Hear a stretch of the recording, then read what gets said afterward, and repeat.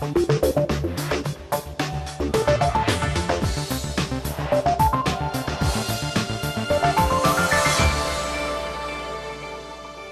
and welcome to the programme. I'm Nima Abouardi and you join us at Art Dubai. Now, this city has a long history of trading everything from oil to pearls. But can it carve a niche out for itself as a centre to trade art? We'll be finding out later in the programme. Also coming up this week, a clash of cultures. We assess the fallout from the Dubai kissing row. Could it put expat workers off coming here? Shop till you drop. In the city of shopping, Dubai opens another mall. But can it make money? A real Syrian secret. 10,000 ice creams are sold here every day. So what is their recipe for success? And Happy Nowruz, how New Year in Iran is big business across the Gulf. But first, a British couple could be facing up to a month in jail here in Dubai for allegedly kissing in public. They were arrested and tried in November and this week appealed their sentence. It's the latest in a series of cases where foreigners have fallen foul of Dubai's strict decency laws. But this is a city that's reliant on foreign skills and expertise. So could such harsh sentences mean that more foreigners reconsider moving here? Philip Hampshire's been finding out. With its high winter temperatures and low tax status, it's no wonder millions of foreigners choose to make Dubai their home or visit it on holiday. It also has a reputation compared with its neighbours for being relatively easygoing. Of course, for all of Dubai's liberality, there are signs all along the beaches like this one that tell you exactly what you can and cannot do in no uncertain terms while here. Nonetheless, a lot of tourists and expatriates still manage to get into trouble with the law. This is Dubai Today. For Jessica Swan, one of Dubai's top radio talk show hosts, the case of the couple sentenced to a month in prison for kissing has prompted much debate among her listeners, who are both Emiratis and Western expatriates. But it seems neither group has enormous sympathy for those who fall foul of the law. I think people are so used to seeing these cases come up, and I think it's probably not too dissimilar to a lot of sensible thinkers, no matter where you are in the world. It is the law of the land, and the saying, or the phrase, when in Rome, is something that's been said quite a few times. According to the UK's Foreign Office, Dubai is the place where British nationals are most likely, per person, to have a close brush with the authorities, and the place they're most likely to spend time in a cell. At home, we off-balance that with a bit of a yin and a yang. Wael Al-Saig runs courses on cultural awareness to help explain to expatriates exactly what the do's and don'ts of living here are. Obviously, it feels a bit awkward because we are very tolerant in our viewpoint and very accommodating to different lifestyles. But having said that, we are also conservative in our own culture. It very much is the exception to the rule that these things occur. But sometimes they do, and when it does, it starts off a lot of conversations of how clearly we should communicate our expectations compared to being slightly more diplomatic or too polite to a degree. But drive just a short distance and you'll find not everywhere has the same problems as Dubai. Just along the coast from Dubai here in Sharjah is one of the best beaches in the region. But the laws here in Sharjah are both stricter and more rigidly enforced than they are over in Dubai. But curiously, despite that, fewer tourists seem to get in trouble for breaking them. Here in Sharjah, the Coral Beach Resort Hotel is popular with tourists. Because in Sharjah the rules are stricter and more readily enforced, everyone feels they know where they stand. But could concern about how the law in Dubai is wielded against foreigners lead them to reconsider moving to the Emirate? Local experts think not. They believe most people pick up the rules very quickly. This culture is what we call an honor-shame culture, by and large. And visitors need to be very aware of that. In an honor-shame culture, if a visitor shames the local population in any form or shape, that has a trigger mechanism. you know, some of the advice given when it comes, there are bars and there are nightclubs in Dubai, but the golden rule is you can do whatever you want when you're inside, just don't make any noise when you come outside. So curiously, it's Dubai's very appearance of a place where anything goes that catches people out. But for expatriates who live here, it's very much a case of come and enjoy the wonderful lifestyle. Just make sure you learn the rules first. Philip Hampshire reporting there. Now, shopping is very much part of this city's culture. Dubai has more malls per capita than anywhere else in the world and is home to one of the largest shopping malls on the planet. Well, another one has just been added to the shopping list. But does Dubai need any more shops, especially in the middle of an economic slowdown? You have to look at Dubai as a big city now. It's no longer a country town.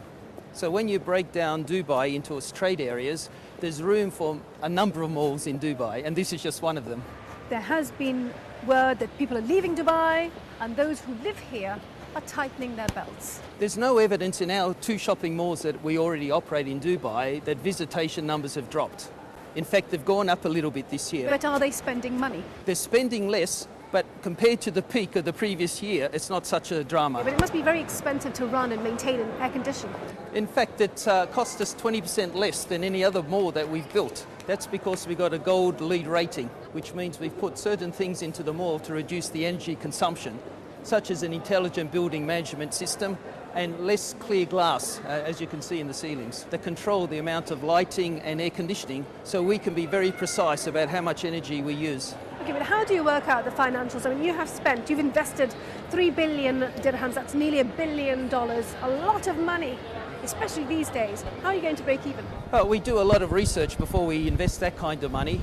We look at the trade area, the market penetration, how much sales we can do in this centre, and then we orientate the rents towards that sales volume. And then we work backwards as to how much we can afford to build. But I would assume that this was done a couple of years back when the going was still good. You got lots of people signing up for space. Things have changed dramatically since then. Have you had to deal with people bartering? No, not at all. When we do our numbers, we're very conservative. We run 2 of the most popular malls in Dubai already, so we know what the sustainable level of sales are. And so we only gauge our rents towards those sustainable levels of rent. But can you honestly put your hand on your heart and say that Dubai can take more malls? In the future, it can, because any city, as it grows, creates new demand for new facilities. But all this depends on people parting with their hard-earned cash. In the last couple of weeks, there have been reports that say the majority of Arab youth are in debt. They can't afford to spend money. This must be a problem. No, because we get a lot of foot traffic through the mall. We don't require everybody to spend so much money. What we require is people to consistently come back through the mall and spend sometimes in shops, sometimes in leisure and entertainment, sometimes in food and beverage. And that's part of the social fabric of this city, where people have to get out of their houses into air-conditioned spaces, and they will spend money. Peter Walakanowski of Majid Al Futtaim Properties speaking to me earlier. Now, think ice cream and most people would think Italy, but here in the Arab world, Syria comes to mind, where legend has it that the first shop to make and sell ice cream was opened in Damascus, and it's still churning it out. Malcolm Borvik went there to meet the owner and find out what sets his ice cream apart from the competition. Welcome to Hamadir Souk, which is one of the oldest covered markets in the region, and this is one of its most famous landmarks, Bakdash Ice Cream Store. It's over 100 years old and sells over 10,000 ice creams a day. So let's go inside and meet the founder's grandson. وعليكم السلام اهلا وسهلا مرحب فيك نحن بمحل بوزة بغداش في دمشق. Hello and welcome to Bakdash Ice Cream in Souk Al Hamadiyah. This shop was established in 1895 and the founder was my grandfather Mohammed Hamdi Bakdash. You can see his picture right there. When it opened, this was the biggest shop selling Arabic ice cream, or booza as we call it. The opening was attended by famous leaders such as the governor of Damascus and a formal delegation from the Ottoman Empire. People, visitors from all over the world to taste our booza. Don't be deceived by the no-frills decor. The kings of Jordan and Malaysia, as well as numerous presidents and prime ministers, have all come to this humble cafe to sample its ice cream. So why do they come? But where better to find out than the factory where the ice cream is made, which is just behind the restaurant. One of the main ingredients of the ice cream is fresh milk that we get daily. We boil it and then we add other ingredients that include sugar, rose water, vanilla or salab, which is dried root. Then we put the boozer in cooling containers, and you can see this boozer coming from the machine. It's very tasty and fresh.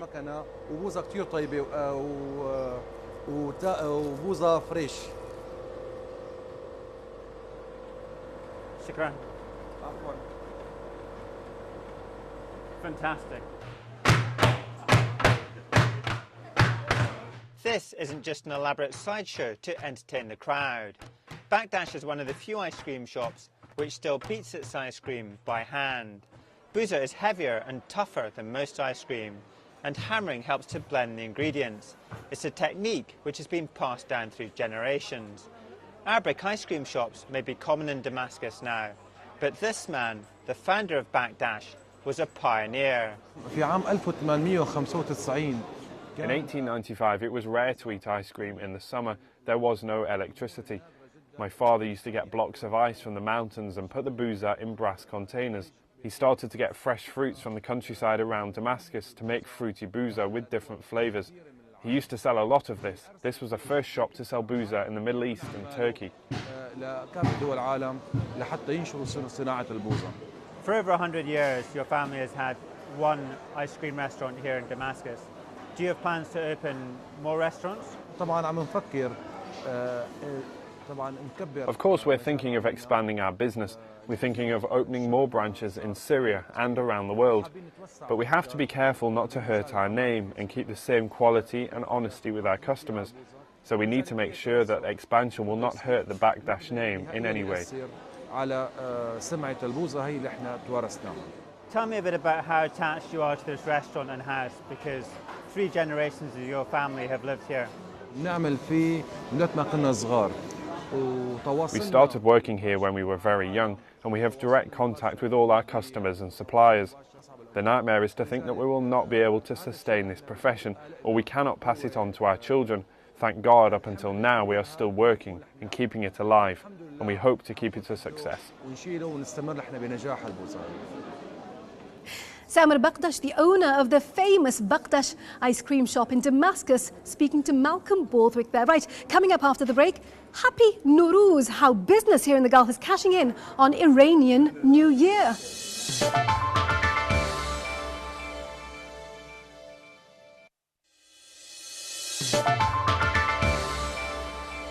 Welcome back to the programme. I'm Nima Abu Wardah. Now, this weekend, Iranians around the world will be celebrating their New Year, or Nowruz.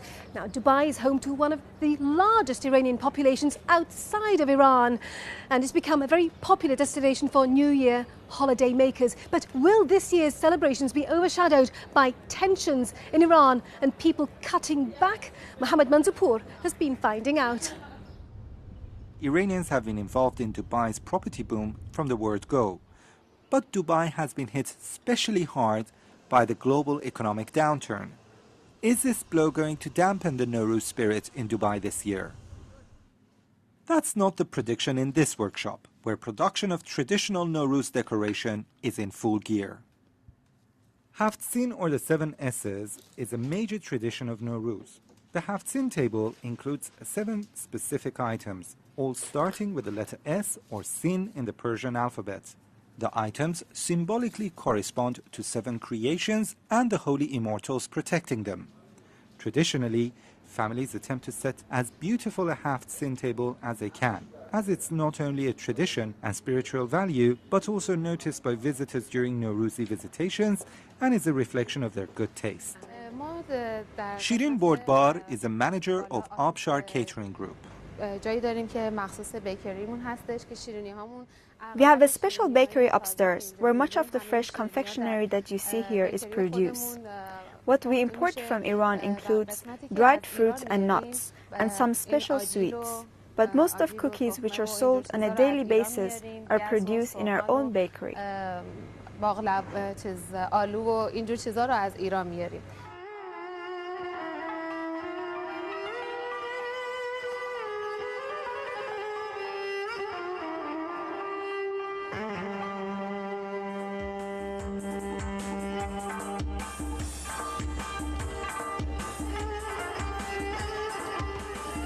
On the surface, Iranian catering business in Dubai doesn't seem to have been affected by the global financial crisis.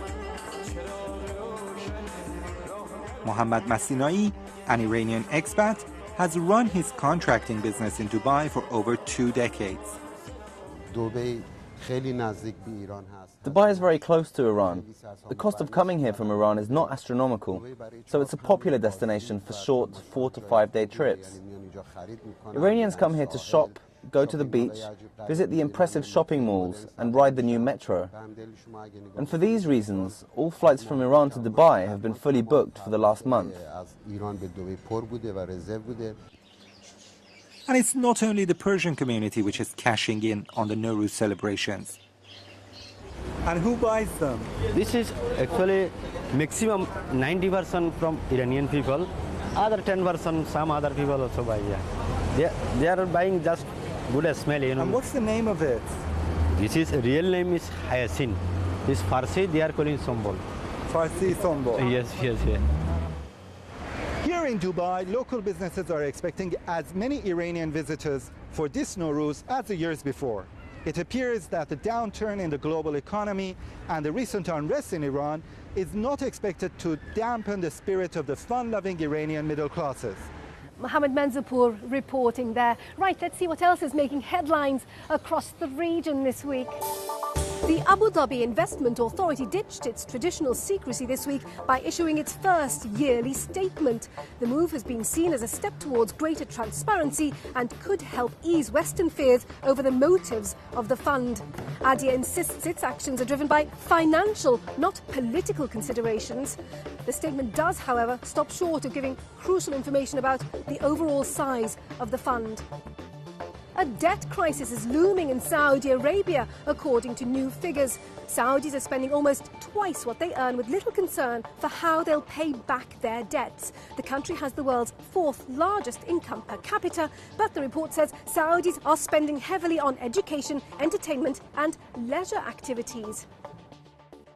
Dubai must do more to back up its claim that the Emirates' population jumped by 7.3%, say analysts.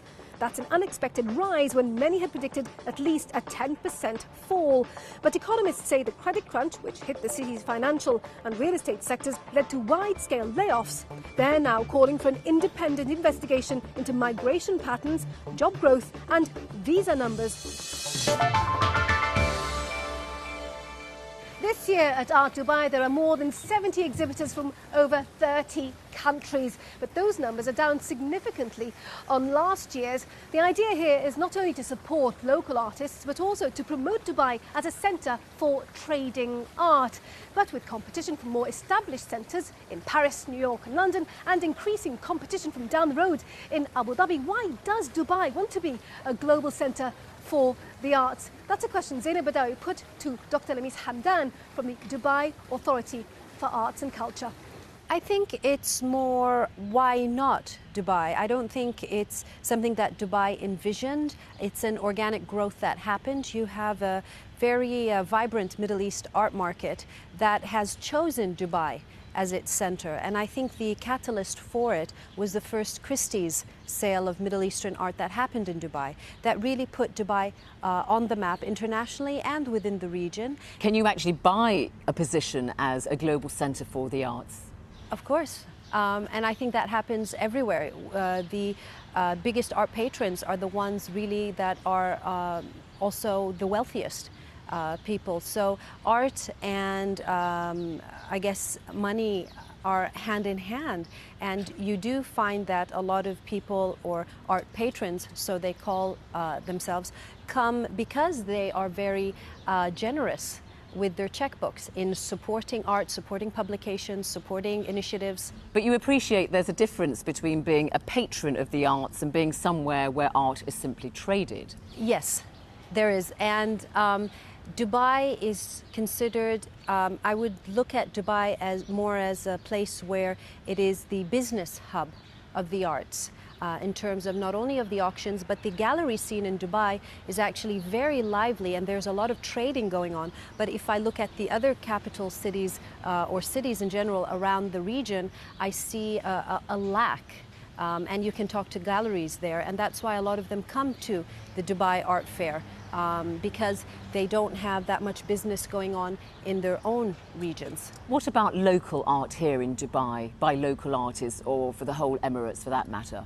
I will concede that we need to, as Emiratis, support our local artists more than we have previously. I would like to see the galleries that are based in the UAE and Dubai support local artists. When you walk into a gallery, you'd be hard-pressed to find one or even two local artists being represented by that particular gallery. So we, as a community, need to support our own artists more. In terms of local art, in more public surroundings, you find that there are a lot of organizations and businesses now that are very active in supporting local talent. So you can see it as their own corporate art collection or sponsoring certain local artists to have a show. Dr. Lamis Hamdan speaking to Zainab Badawi there. Well, our time is very nearly up. I do hope you've enjoyed our programme. But before we go, let's see how the region's main markets finished the week. And while the numbers are on the screen, let me remind you of our email address. It's middleeastbiz@bbc.co.uk. Remember, we'd love to hear from you, especially if you have any ideas for stories. Now, next week, we're in Qatar, finding out how one of the world's richest countries is coping with its very own property crash. Until then, from me, Nima Abu Warde, and the rest of the team, thank you for watching. Bye-bye.